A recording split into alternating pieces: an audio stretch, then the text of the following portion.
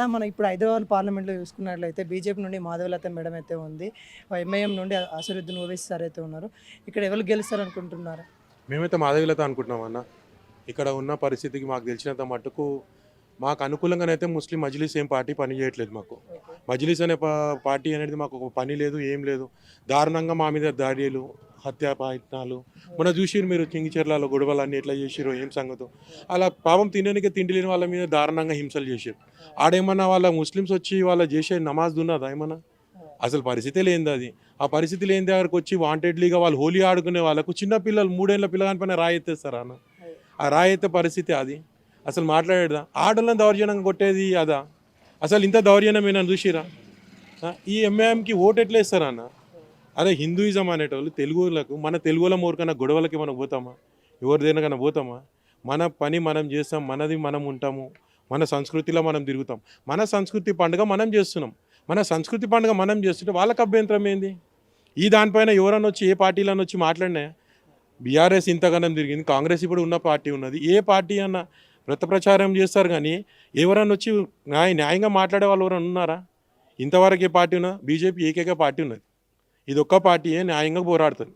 మొన్న కొట్లాడిన దానికి న్యాయంగా పోరాడిందంటే బీజేపీ ఒకటే. అక్కడ మీకు ఏదైనా పార్టీ కనిపించిందా? అలాంటి పార్టీ లేదు. ఇంకోటి ఎంఐఎం రూల్, ఎక్కడ చూడు ఎంఐఎం రూల్. ఇప్పుడు మనం జిహెచ్ఎంసీ ఆఫీస్కి వెళ్ళి ఒక తెలుగు వర్క్ ఎవరు చేయరు. ఫస్ట్ మజ్లిస్ పార్టీస్ వర్క్ చేస్తారు.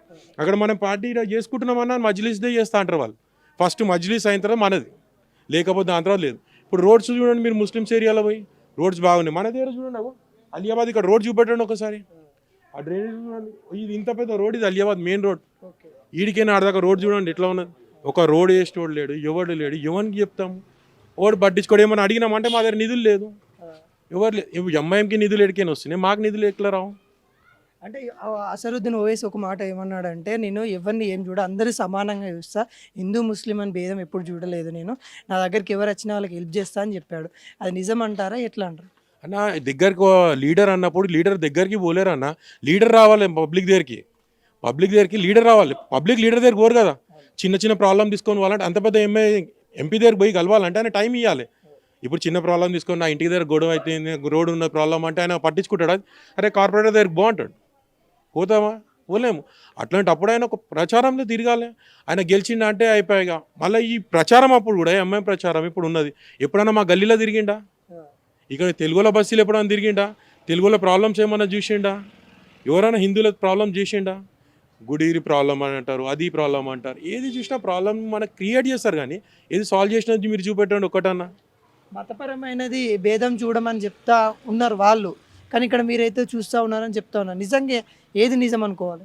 మీరు నేను క్లియర్ చెప్తున్నా. ఇప్పుడు మీరే చూడండి, ప్రెస్ ప్రకారంగా మీకు తెలుగుల ఏరియాలలో ఎప్పుడన్నా మజ్లిస్ వచ్చి మన ప్రచారం చేసి చూసిరా? మీరు చూసిరా? ఇప్పటిదాకా చూసిరా అంటే మీరు చెప్పండి. సరే ఇక్కడ చూసినా అని నాకు చెప్పండి మీరు.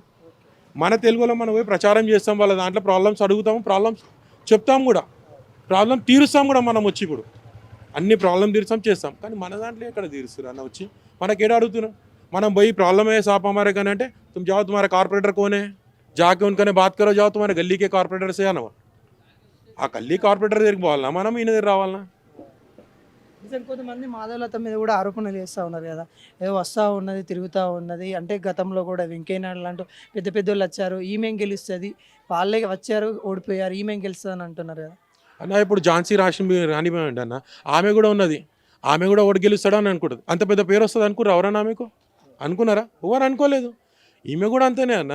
ఏ మహిళని తక్కువ అంచనా వేయలేము, ఎవరిని మనం అది చేయలేము, కించపరచలేము. మాట్లాడి నువ్వు ఎట్లా అనుకుంటావు అనేసి. అసదుద్దీన్ ఓవైసీ ఏముండే అని వాళ్ళ నాన్న ఇచ్చిన ఆస్తులతో వీడికి వచ్చిండు ఆయన. ఈమె ఏకంగా గ్రేవంగా నిలబడ్డామే. ఈమె కానీ పాలిటిక్స్ తెలియదు, ఏం తెలియని ఆమె కూడా ప్రజల కోసం ముందరికి వస్తుంది, నిలబడుతుంది, ప్రజల కోసం పోరాడడానికి ముందరికి వస్తుంది. ఏం తెలియని ఆమెనే ముందరికి వస్తుంది అంటే మనం ఎంత ప్రోత్సహించాలి? ఆమెను ఎంత వెన్ను తట్టించి మనం వెనుక ముందర నడిపించాలి అనుకోండి. మీరు ఆలోచించండి. ఆమె ఎందుకు గెలవదన్న? మనం ఏకదాటిగా ఉంటే పక్కా గెలుస్తుంది ఆమె. ఆమె కంచుకోటలకి గెలవచ్చు. మనమే కరెక్ట్ లేనప్పుడు ఎడ గెలుస్తుంది చెప్పండి? మన పోలింగ్ బూత్లలో చూడండి రిగ్గింగ్ ఓట్స్ అన్నీ.